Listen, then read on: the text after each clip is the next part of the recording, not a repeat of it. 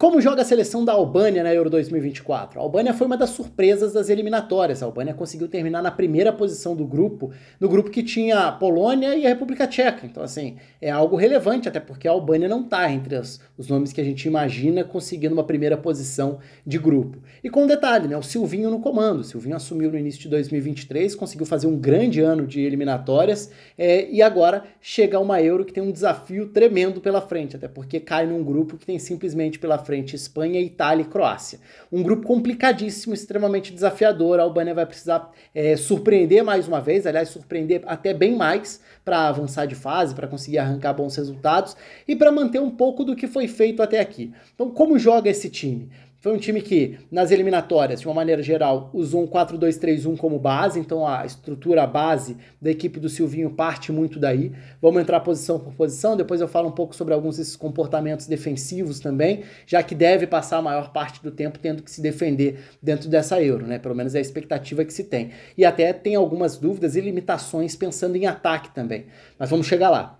Começando pelo gol, em tese o Berisha é o goleiro, o Stracocha também é um goleiro bastante experiente, né, e foi titular em algumas das partidas recentemente, então pode até ser que tenha essa disputa ali, mas na maior parte de 2023 o Berisha foi quem comandou a posição como goleiro titular. Outro jogador experiente na lateral direita é o Hussai, né, um jogador bastante conhecido para quem acompanha o futebol italiano, deve ser um dos pilares defensivos, um jogador que vai manter na maior parte do tempo essa base da saída de bola, do comportamento defensivo, não é um lateral para se aventurar muito, muito pelo contrário, quem tende a sair um pouco mais dessa linha é do outro lado, o Mitai, que é um lateral que desde 17 anos já estreou em seleção, ainda jovem, o mais jovem dessa defesa, e que esse sim tem um pouco mais de liberdade para avançar pelo lado esquerdo como lateral pelo outro lado.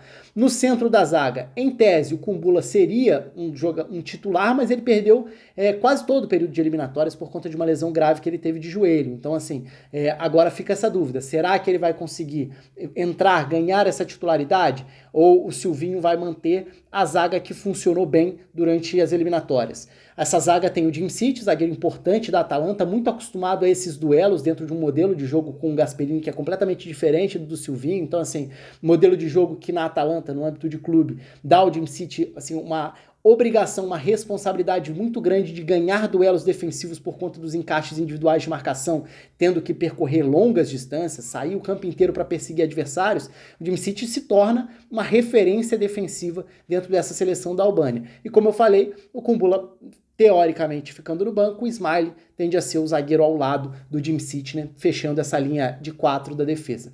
No centro do campo, Ramadani e Aslani tendem a formar a dupla de volantes. O Aslani é a referência técnica em termos de distribuição, de saída, de posse de bola, para tentar escapar de uma pressão, girar para cima de um adversário, achar passes, lançamentos, chutes de fora da área. A gente vai ver como chute de fora da área é uma arma bastante importante dessa seleção da Albânia.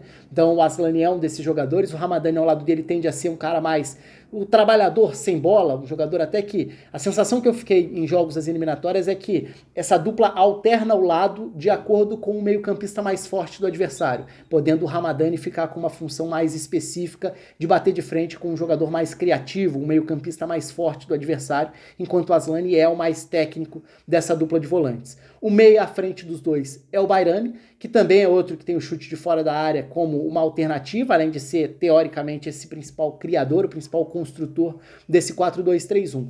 E aí a gente entra no trio de frente, que tem do lado esquerdo o Asani. O Asani talvez tenha sido o grande nome ofensivamente da Albânia nas eliminatórias. E é um jogador até de uma história curiosa, porque assim, ele não joga nem no cenário nacional, nem no futebol da própria Albânia, nem ali na região, nem na Europa e tudo. Ele joga na Coreia do Sul.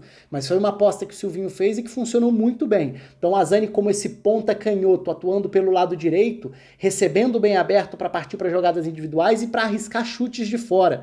Fez golaço em eliminatórias. O Asani foi o cara que ajudou a descomplicar certos jogos e mais do que isso, a conseguir muitos desses resultados relevantes da Albânia. Porque não era exatamente uma Albânia super criativa ou super ofensiva, não. Não era o caso, até porque a Albânia não contou, na maior parte de 2023, com o seu principal atacante, que é o Broja. O Broja ficou lesionado, teve lesão grave de joelho também, perdeu boa parte do ano de 2023, e com isso o Tikalesh foi na maior parte das eliminatórias o centroavante titular, mas um centroavante mais pivôzão, aquele pivôzão que tenta gerar jogo a partir de uma referência, para receber uma bola longa, para batalhar por essa primeira bola, mas sem ser exatamente o mais rápido, sem ser exatamente de maior presença na área, sem ser exatamente um finalizador. Até por isso esses pontas abertos tiveram uma responsabilidade maior, e até por isso eu falava do chute de fora da área como uma grande arma, parte da explicação de muitos desses resultados da Albânia. O Asani na direita, o Bayrami e o Aslani por dentro, e no lado esquerdo aí tem uma concorrência um pouco maior. O Seferi teoricamente é o titular, com o Zuni sendo uma alternativa frequente vindo do banco, podendo um ganhar a posição do outro,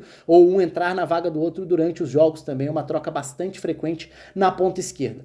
Não foi, durante esse período de 2023, apesar dos ótimos resultados, não foi uma Albânia que ficava dominando os adversários, não, nem que criando muitas chances no campo de ataque. Então era uma Albânia muito mais preocupada em não ceder muita coisa para, quem sabe, em algum momento do jogo conseguir aproveitar alguma chance ou ter a felicidade de um chute de fora da área, e isso aconteceu. Se a gente for pensar do ponto de vista de estatística, de número, a Albânia conseguiu contrariar um pouco algumas expectativas. Quando a gente pega estatísticas de gols esperados e tudo, alguns dos gols foram muito improváveis, justamente por serem chutes de fora da área e tal. Então acho que a Albânia teve resultados muitas vezes que sugerem um desempenho melhor do que ela realmente teve. Agora, algo ela fez muito bem, competir. E essa capacidade de competir vai ser muito necessária para tentar se sobressair, ou pelo menos igualar, fazer jogos disputados dentro de um grupo que vai exigir muito. E aí a gente entra justamente na questão de comportamentos defensivos.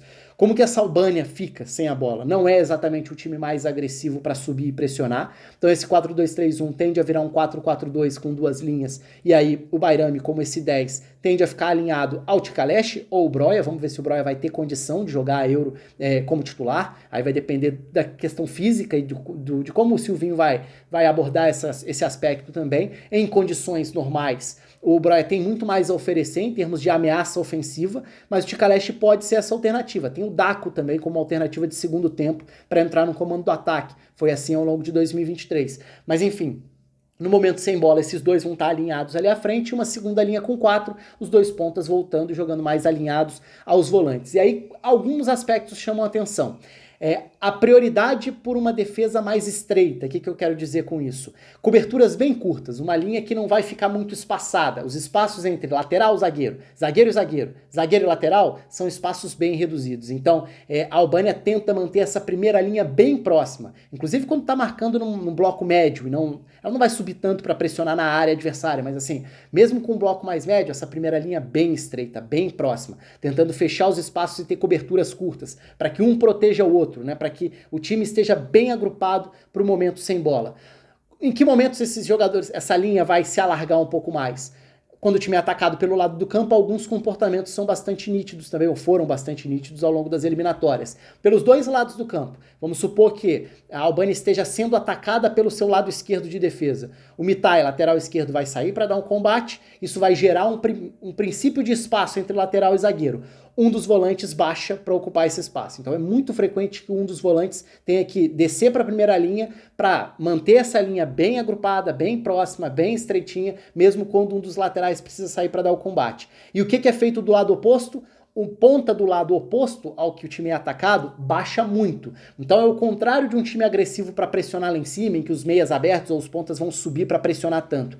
No momento sem a bola, a gente vai ver mais o meia do lado oposto baixando para jogar quase na altura do lateral. Então se o Mitai saiu para dar o combate, o Ramadani, por exemplo, baixou para jogar próximo aos zagueiros, para fechar essa primeira linha, do outro lado o Asani vai jogar e vai ajudar a fechar bastante o lado direito de defesa, mantendo um time todo muito agrupado para que essas coberturas laterais sejam feitas sem que o lado oposto seja sobrecarregado por uma eventual inversão, um cruzamento na segunda trave. Da mesma forma do outro lado. Se do outro lado o Sai tem que sair para fazer um combate, o lateral direito se desprende um pouco mais dessa primeira linha, vai baixar um volante, seja o Aslani, seja o Ramadani, vai baixar um volante para ajudar a diminuir esses espaços, tirar espaços de infiltrações de adversários.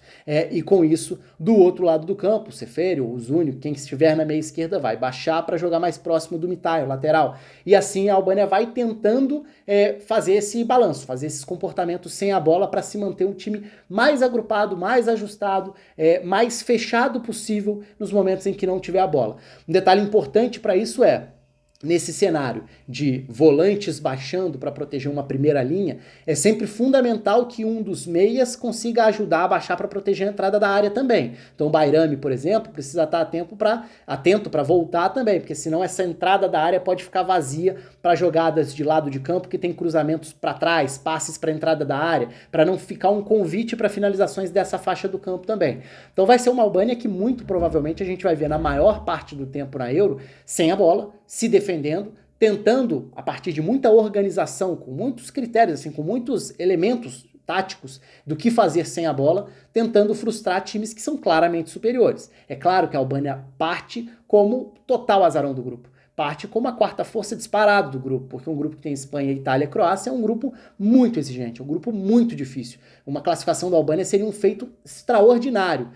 E até por isso, hoje a gente tem que tratar como algo bastante improvável. Esse é o cenário da Albânia. O espaço está aberto aí para vocês nos comentários. Um abraço para todo mundo e até a próxima.